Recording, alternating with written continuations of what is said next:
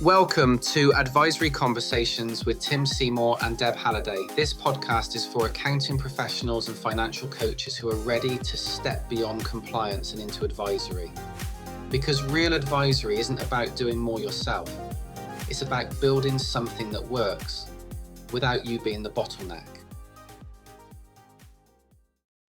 Welcome along. Hello, Deb. How are you today? I'm great. Thanks, Tim. How are you?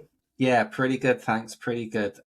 We are going to be talking today about why advisory firms hit a ceiling. And Deb, I know we were talking about this before. I want to take you back to when you were running your accounting and bookkeeping business. And I want to ask you, what first made you realise advisory could become a bottleneck? I could see it coming. And it was one particular conversation I started having with a new client that I'd taken on, and we were discussing his business. And I realised we were implementing certain systems for him, and his business was in difficulty. He'd run up £30,000 worth on a credit card just for his wages bill in the last few weeks, and he was in low season. And when we started talking about his business, I realised actually this business is going to need a lot of support, and I knew that we had the answers to be able to help him and to fix some systems and processes and pricing, that kind of stuff with him. But it was going to be a big job, and he desperately needed our help, and we wanted to help him. But I realised as I started having lots of meetings with him, I didn't have any time to prepare. So the more I had meetings with him, the more we uncovered that needed resolving. And it was at that point that I realised that I needed to reach out to somebody else and ask them to collaborate so that I could start passing these types of clients on, because I found that I was in danger of being roped into fixing his business when actually I was meant to be growing my own.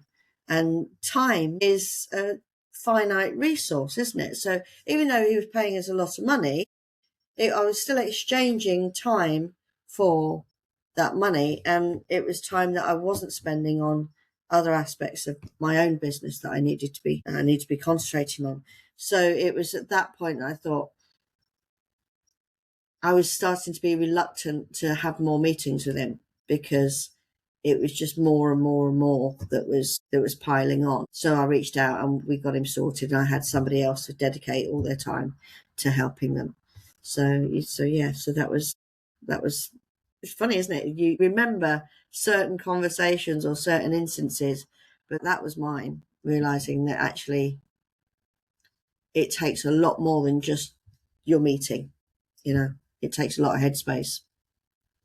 Yeah, of course. And while listening to you, I've actually reflected back to when I ran my accounting practice and transitioned into advisory. And I can remember being at that kind of crossroads of, what do I do now? Because I'm really enjoying this work. This work really, it gets me going. I'm really enjoying it. I really want to do more of this. And I don't really want to do the compliance anymore, because I'm not enjoying that. And I can remember having these thoughts going round in my head, kind of whirring around for a period of time. Shall I reach out to someone who used to work for me, ask her if she wants to come back and take over the compliance side, the technical side of the business completely? And then I can be free and focus on advisory. And that was kind of the thoughts that were going around in my head at that moment in time, because I knew I was approaching that point where I just didn't have the time to keep growing the advisory side of the business. And I was fortunate because somebody did approach me out of the blue and offered to buy the compliance side. So it was a natural thing for me to be able to say, do you know what? Yeah, that's actually a solution to the problem I've got here. I can sell the compliance side off, not worry about that element, and I can work with clients on just the advisory side. So that worked for me. It doesn't mean that's the answer to every practice owner who's sat listening to this, because my advice would actually be probably not to do that, and actually would be, do you know what? If you've got a team, use your team, because that's the opportunity that you've got as a practice owner, that you've got all this knowledge around you that you can develop, and they're going to enjoy it more than crunching numbers. It's interesting, isn't it, when we both look back, and I hadn't really thought about it until you started talking. So it is interesting how it invokes different thoughts in our mind. What we have seen, especially over the last 4 years, Deb, is that many practice owners kind of miss this problem, don't they? They don't really realise they are the bottleneck. Have you experienced that? Yeah, yeah. I think advisory is sold to us as the solution to the compliance hamster wheel, isn't it? But it's still time for money. It might be a lot more money. It might be that you can serve less clients, but it's still time delivering. And for a business owner, they're meant to be running their business. We've found that they've got a team.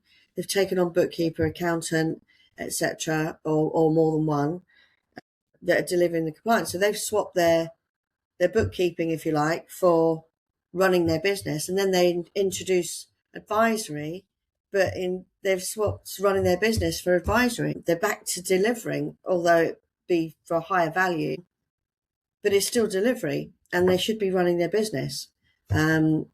We found that all the time, and we found that it stalls people, doesn't it? Yeah. I mean, they know advisory sounds really desirable, and as you say, it's great work. I mean, I much prefer, given the choice, yes, advisory all the time over bookkeeping, but it shouldn't come at the expense of running your business. And we were finding that a lot with other colleagues and people in our previous membership. Well, it just slows everything down, doesn't it? You know, if it's all around you, as the business owner, if everything has to flow through you, then you are a bottleneck, and then that's the simple fact of the matter. And there's nothing that is going to happen with the business unless you can remove yourself from being that bottleneck. And you know, I've seen in the membership that I ran previously, I've seen so many people learn the skills to deliver a really high value advisory offer, but also I've seen and some go ahead and do it, but they don't necessarily do it to everyone. They pick and choose their best clients to do it to, which was on the advice that I used to give. But then they get to a point where it just slows, and then you can sense this resistance from people because they're a bit, it's down to me, you know, it's all on me. And even if they don't say it, we know that is the reason, the hidden reason behind it all. And I think that's why, you know, as a business owner, we don't notice this because we're the one in the middle of it. And because you're in the middle of it, you don't see what's the saying? You don't see the wood for the dust, because you're doing, you're churning, you're churning, you're doing. Even if you're passing tasks over to people from the compliance aspect from your team, because you're the one passing those tasks over, you're still involved, you're still, you know, and you're answering your team's questions when they come back to you about certain things, technical aspects, of course. And so you don't really lift your head up above it all, as a business owner should do, or even step away from it all, as you should do, to have a kind of more objective angle to look at it from. And I don't think owners realise that they actually are in a bottleneck right now. So, you know, anyone listening to this, if you do run your own accounting and bookkeeping practice, is a really good idea to just walk away from the business for a few hours and just take a real good look at what you're doing. You know, what are you doing the doing, or are you actually leading the company and being the business owner? And I think that's a really good first step into recognizing the situation you're in. It's like anything, isn't it? It's like, I don't know, this is probably a really bad analogy, but it's like an alcoholic admitting to themselves that they're an alcoholic. Yeah. Isn't it? You know, do you know what I mean? It's not a good analogy, really, is it? But it's the only one that came into my brain. But you know, when you're in that position, you're drinking every day, obviously, and then at some point you realise that actually this can't go on. I need to go and get some help to solve this problem, and then you go and take action. Well, it's almost a similar thing, because you're in it so much, you just can't see outside. So I think there's a good reason why we miss these things. But there are some warning signs, I guess, to knowing that you are in a bottleneck. Did you find that, Deb, with your own business, or from what you've seen from the membership before? Yeah, and after taking on a couple of advisory clients, I then, because it was all initially, it was all sitting in my lap, I was reluctant to offer it again Yeah. to other, and I just didn't. I found the hesitation in new discovery calls or talking to existing clients. Just found I didn't mention or I didn't push the conversation towards maybe more support because I knew it would land in my lap. I knew I didn't have any further capacity and I was barely coping with the ones that I got. And it was my first, I started to think I need to spread this out. I need to spread the load so that we can start offering more people. But you just stall. It's like anything. When you get to capacity, you close your doors, don't you? So, yeah, that's when I realised I was reaching capacity and they were the warning signs. Also, took a lot of my headspace. I was thinking about solutions to other people's businesses a lot because it's a puzzle. And if you're not careful, you can quite easily step into fixer. Somebody's asked for your help, so you're tasked with coming up with solutions. So a lot of my headspace was on other people's businesses rather than my own. And that was the warning sign for me that this needs to be spread. This needs to be systemized and spread across other team members. But yeah. Yeah, and I think, well, we know that is the solution to this, is to build a high performing advisory team. But it's obviously you have to start somewhere. And what we've found from our experience is that practice owners are very good at removing themselves as a bottleneck for compliance. So it's kind of like easy to hire a team, easy to hire new team members with the technical capabilities to deliver the bookkeeping, to deliver the accounts, to deal with the tax, all the different aspects of, the accountancy world that we're all so au fait with and everybody understands. And we start talking about that and everyone feels comfortable. Everyone feels comfortable because it's what we know, it's what we learned through our studies, it's what we've learned through our experience. So building a team around compliance feels comfortable. It's quite straightforward. We kind of know what we're looking for people to be able to do. We know the bit that's missing within our business that we need to fill. And so that becomes easy.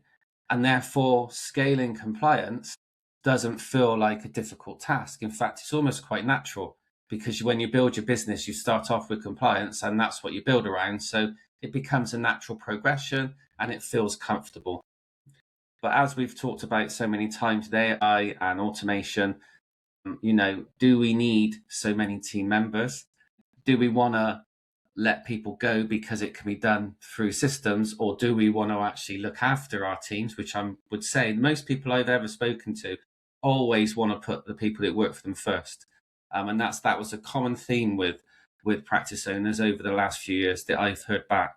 So the solution to that is to now start to think about how you can scale advisory, because scaling advisory looks completely different to scaling compliance, doesn't it? Yeah, it does. I mean, with scaling compliance, there's certain types of tasks that fall into certain categories that are then delivered by people with those qualifications. So bookkeeping is covered by a bookkeeper. VAT returns, if somebody's got experience and has done the qualification in tax and VAT, then they can do those. You've got the accountants that do the end of year. So it's quite easy to look at the tasks that you've got and then know the type of team member you need based on the qualifications that cover those tasks. But advisory is different because there aren't any qualifications for delivering advisory. So and the other thing as well, you mentioned, you can actually tell really with compliance if something is incorrect. We've all got the same knowledge, we've all got the same qualification experience, and we can check the double entry, we can check a VAT return, we can check these compliance tasks, and we can spot errors. You can't do that with advisory. There's difference of maybe how you would translate data, suggestions that you may give, the insights that you pick out. So it's quite difficult for you to scale advisory without having set systems in place.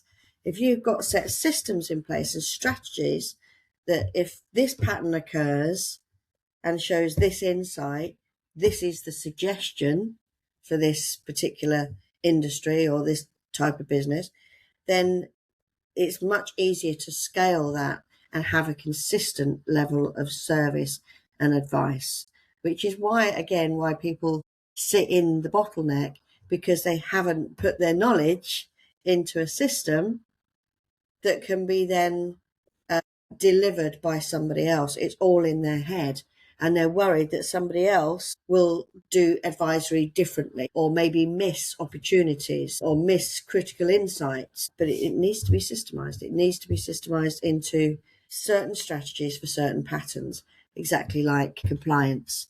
So that's, does that answer your question?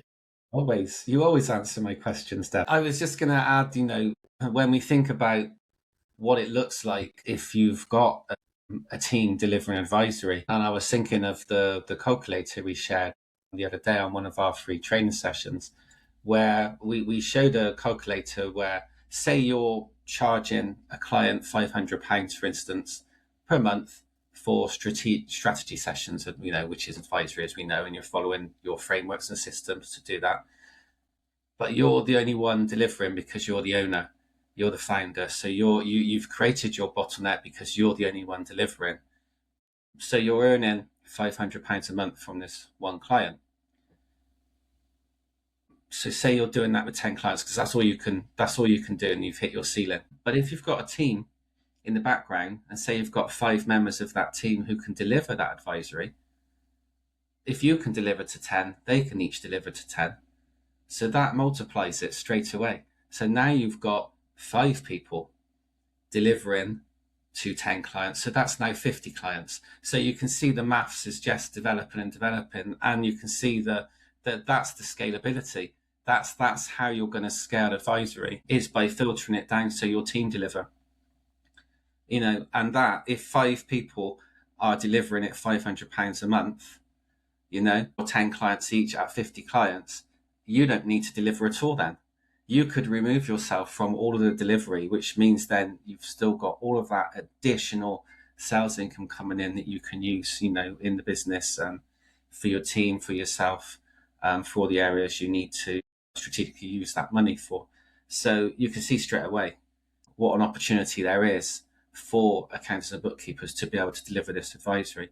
So yeah, I think if you are in that moment where you're listening to this and some of these problems are resonating with you and you feel that you have perhaps reached capacity yourself, then perhaps it's time to actually realize that you're your bottleneck, and we want to remove you from being that bottleneck. We're here to help, and we can do that. The first step to getting help from us is to join our free community in our Facebook group. It's called Advisory Teams. So you just need to hop onto Facebook, search Advisory Teams, and you'll see myself and Deb. You'll see a picture of us, and that you can ask to join, and we'll let you in. You answer a couple of questions, and then you come. We'd love to welcome you in there, because we were talking about this before as well, weren't we, Deb? We've made, in our own individual accounting and bookkeeping practices, both had 17 years, funnily enough, experience in our own practices. And I know personally, I made so many mistakes at the beginning. I didn't think like a business owner. I just thought like a technical accountant. I thought just deliver compliance. And I made so many mistakes. And I learned through years of struggling, I learned how to overcome those mistakes. Then I was able to start delivering advisory, and it just went so well. I could just see the difference straight away. But it's like that lightning bolt, isn't it? Suddenly you see the light and you can see a different way of doing things. Then I sold the compliance, which again, I'm not suggesting everybody does, by the way. because I think actually delivering compliance gives you a great opportunity to deliver advisory, if I'm honest with you. Yeah. But it's what I did. Then I ran the membership for 4 years, where I worked with, loads of accounting and bookkeeping practice owners. And I was able to share my knowledge and experience with them so that they didn't make the same mistakes that I'd made, so they can get from A to B faster, which is what we want. So within our Facebook group, we share lots of value and lots of information. And the idea, the objective for us is to help you as practice owners, not be that bottleneck, get to build that advisory team in as fast a way as possible so that you can then start to enjoy your life, be free from your business and have a self-sustaining practice where you are looking after your team, and they've got a long-term career. Because right now, AI, whether we want to hear it or not, is going to take over a lot of the compliance tasks. And so your team are in danger, I would suggest. So look, you really want to look after your team, build an advisory team, because that's the way forward. That's the future of the industry right now. And I'm sure that will change in the future. But right now, for me, I think that's the future. So, Deb, anything else you want to add to that? Yeah, no, I agree completely. And I think the future of advisory is not necessarily an added bolt-on. I think it's going to be delivered at ground level. So that's why it's vital for your team to start stepping into advisory and learn, gain the confidence from the experience of doing, and learn the strategies to be able to deliver it and spot the patterns,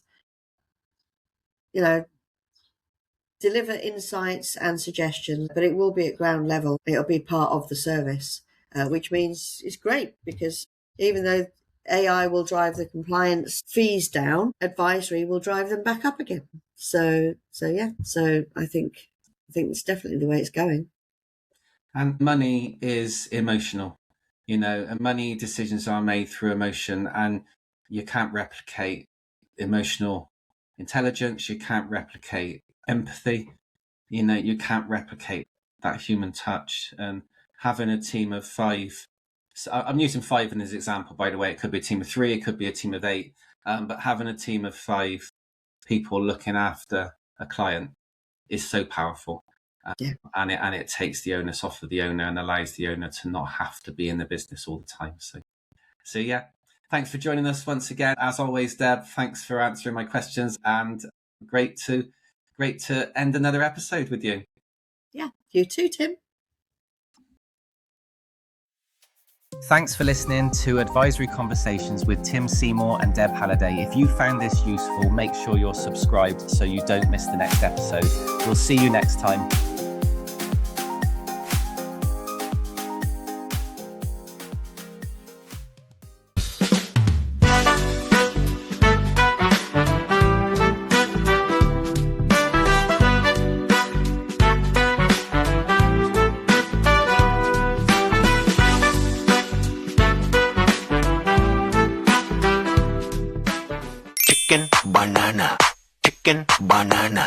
Chicken, banana, banana, banana.